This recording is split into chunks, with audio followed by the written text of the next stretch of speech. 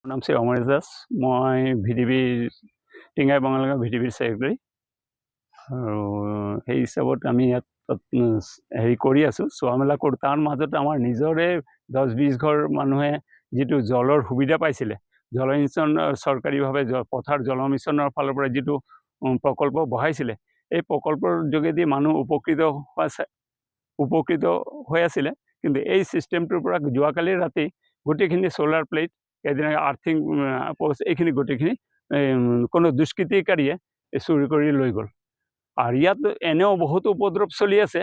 Drugs, মদ, ভাঙৰ উৎপাতত মানুহ শান্তিত থাকিব পৰা নাই। ইয়াত পৰিৱেশটো অশান্তিৰ পৰিৱেশ এটা সৃষ্টি হৈছে।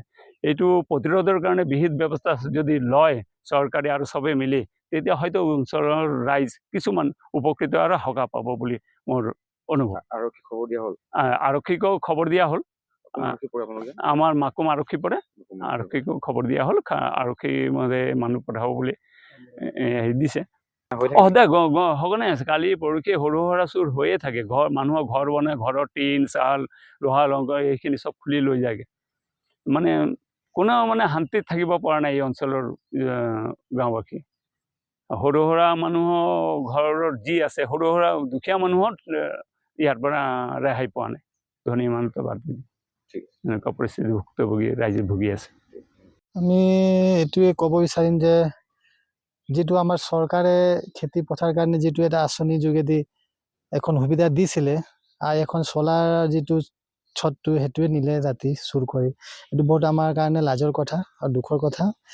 আমি ওচৰৰ ৰাইজক অৱগত কৰিব বিচাৰোঁ, আৰু লগতে আমি এতিয়া প্ৰশাসনকো এটা জাননী দিম, স্থানীয় থানাক, আৰু লগতে ৰাইজকো আমি এইটো ওচৰৰ তেখেতকো ভিডিবিকো আমি চবক অৱগত কৰিব বিচাৰোঁ আৰু জনাব বিচাৰিছোঁ যে অতি পলমে যিমান সোনকালে পাৰোঁ আমি এইটো তদন্ত কৰি উলিয়াই আৰু দোষীক আমি কিবা শাস্তি দিব চেষ্টা কৰিম, আৰু যাতে আমাক নেক্সট এনেকৈ গাঁৱত এনেকৈ চুৰ সেইবিলাক নহয়।